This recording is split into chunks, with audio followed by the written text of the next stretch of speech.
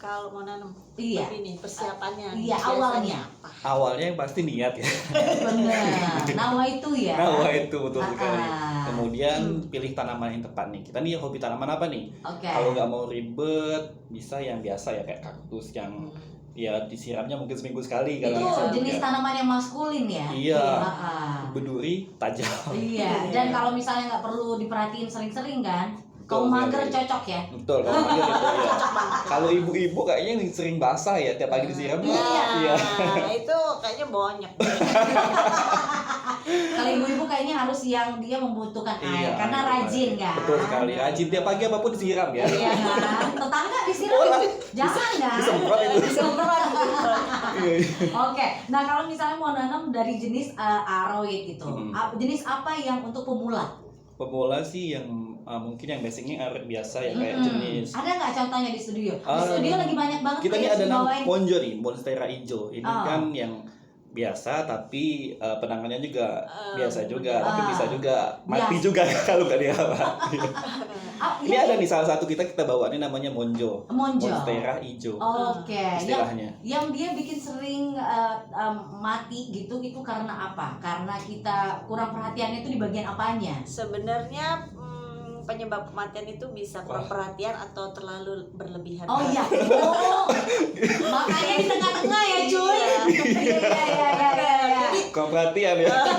Kalau kurang perhatian kan ini terlalu mager gitu ya. Jadi sebenarnya intinya itu kalau tanaman itu kan ada di perairannya, terus perawatannya, kita sistem penyiramannya, terus juga kelembapannya gitu kan. Kalau kekurangan saya kita terlalu mager nih, seminggu nggak disiram, ya lama-lama kusut ya. Lama-lama kusut daunnya, terus kering gitu kan. Nah itu akhirnya lama-lama bisa mati juga. Kalau berlebihan? Kalau berlebihan overwatering ya namanya. Kalau setiap menit disiram ya? Wah, udah kerajinan. Udah kerajinan. Salah ya? Setiap hari gitu ya. Kalau aroid ini kan nggak perlu setiap hari sih. Iya, tapi kalau rata-rata aroid ini jenis tanaman yang suka basah ya gitu ya.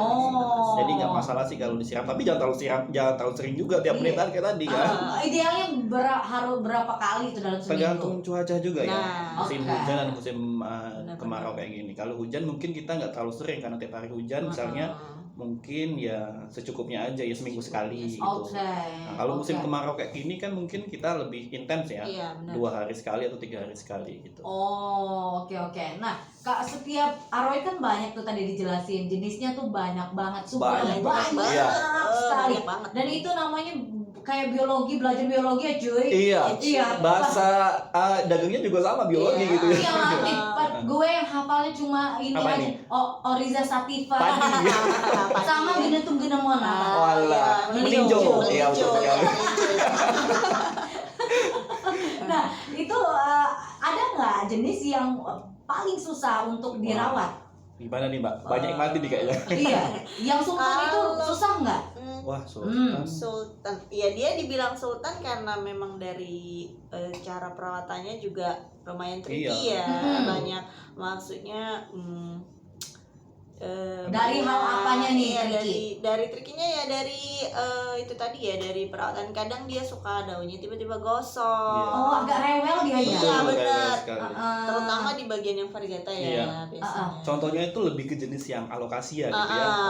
Sebagai plant lover ini kemungkinan para pendengar ini pasti tahu ya, itu alokasia itu susah. Ketika kita pindah dari sini tempat sini ke pindah ke belakang aja udah mati gitu. Ya Allah. Betul. Stres ya, begitu. Ya ampun. Jangan dipindah makanya. Udah masih. Dia dipindah tempat aja bisa stres. Iya, karena beda tadi suhu, cuaca, iklim tadi, faktor abiotik dan biotik tadi. Perlu penyesuaian lagi, ngulang baru lagi gitu. Wow. Jadi ini Mas Febri sama Mbak Arisa keren banget loh. Itu kan kalau nggak sabar udah. Iya, itu makanya yang udah kita sering alami ya. Mati beli lagi. Ya gitulah. Nah, kalau range harga tadi udah di spill juga. Nah, kalau Mas Febri koleksinya ada berapa banyak di rumah? Banyak Mas Febri. Coba. Kalau bilang koleksi ya. Coba berapa Banyak tuh? Mas Febri ini. Kalau koleksi udah nggak bisa dihitung lagi. Kalau mungkin awal-awal pandemi bisa lah saya hitung ya, 1 sampai 10 lah gitu ya. Makin kesini kok kayaknya makin banyak tanaman dibanding isi rumah. Itu koordinasi sama pasangannya gimana tuh? Aman? Oh. Aduh. Iya kan gitu kan? Jangan dibahas kata Mas Febri. Bahaya. Koordinasinya sosok lah ya. Iya, saling melengkapi lah ya. Betul. Nah kalau Mbak Arisa kayaknya berapa? Banyak banget udah nih koleksinya nih. Enggak, masih banyak Mas Febri.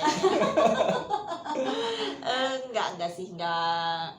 Kalau dibilang banyak, kalau buat plant lover masih enggak banyak, masih dikit. Kalau Tapi kayak kita pengen lover nih, kalau bisa semuanya gitu ya kita koleksi ya. Cuman kita lihat lokasi kita, space kita, lahannya, gimana. space Oh ada kita. yang cocok atau enggak gitu ya? Jadi ya seleksi alam, nggak cocok nih di sini, ya udah cari yang lain. Atau bosen nih dijual. Iya tetap ya. Iya. Cuan Iya, ujungnya ya. benar. Kalau misalnya ini nih dijual ya kan. Tapi kan sebelum dijual Mas Febri sama Mbak Arisa itu ngurusnya dari kecil ya. Iya, Dari kecil dielap gitu kan ya, disiram hati-hati, diangkat yang benar-benar biar Betul. nggak stres ya kan. Iya. Ada yang beli, itu rasanya gimana? Wah, gimana, Mbak? Rasanya campur aduk sih. lagi ya. Antara seneng gitu kan, bisa nih kita ngerawat, terus Menghasilkan ada yang juga. menghasilkan gitu. Tapi ya sedihnya, aduh udah dari kecil gitu Iya. kan. Itu kayak anak ya? kayak ngerawat anak, aduh udah dari kecil. Tapi ya Makanya istilah kita nih, kita jual tuh diadopsi gitu. itu kayak kalau apa? Kalau pecinta hewan itu kan adopsi juga Iya. kan istilahnya, bukan beli gitu. Kita adopsi juga. Ingat gak dulu pertama kali jualan itu yang laku apa? Gimana nih, Mbak Arisa dulu coba. Ayo. Kalau kau ya, Iya. pertama kali jualan itu sebenarnya bukan karena yang laku, jadi karena ada yang nanya. Iya. Wah. Ada yang nanya itu jenis anthurium bunga. Oke. Itu anthurium bunga, ada anthurium bunga. Kita kan masih, karena tadinya ini kan nggak tahu cari. Ada ini. Gitu. Jadi awalnya bukan karena pengen jual, karena ada yang nanya, jadi wah ini kayaknya ada kesempatan nih kayak gitu. Harus kita manfaatkan. Benar. Nah, tapi dari teman-teman sebagai pegiat pencinta tanaman hias, terus juga bisnis juga bisa jadi ini kan ya.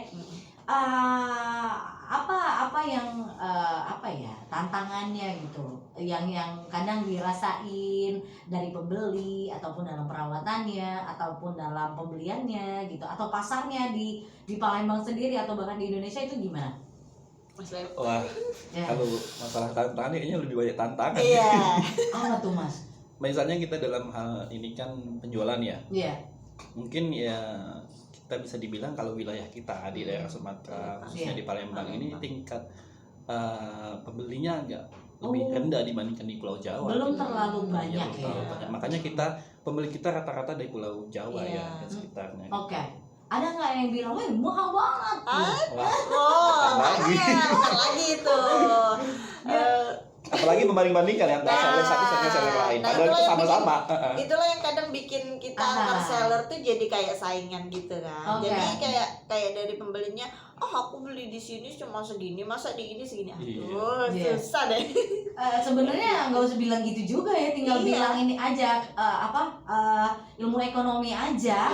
Yang beli tawar semurah-murahnya ya kan. Kalau deal ya udah angkut. Enggak ya udah. Gitu. Assalamualaikum ya kan. Iya, nanti tinggal dulu kayak di pasar kita. Ya udah. Tapi yang paling jauh pernah dipesan dari daerah mana? Ada yang di luar negeri juga nggak pernah? Atau nawar-nawar deh? Kalau yang nanya, kalau dari luar negeri paling nanya aja ya, kayak komen-komen gitu. Cuman belum menanggapi karena memang kapasitas untuk karo ekspor kan agak susah ya. Yes. Jadi kapasitas ada harus izin apa gitu kan? Benar karantina. Iya. Bahkan keluar kota pun harus ada izin kan? Iya betul. Kayak surat gitu ya. Ada perizinannya, dokumennya gitu. Betul. Kan. Betul.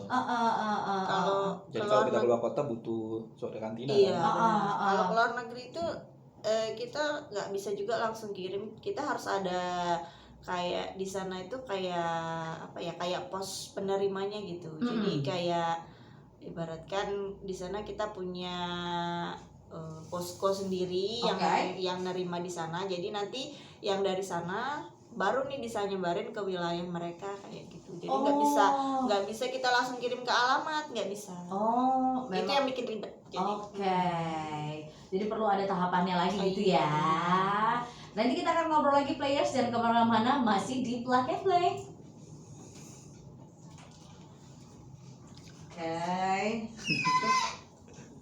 Itu aja keluar kota pakai yang surat karantina itu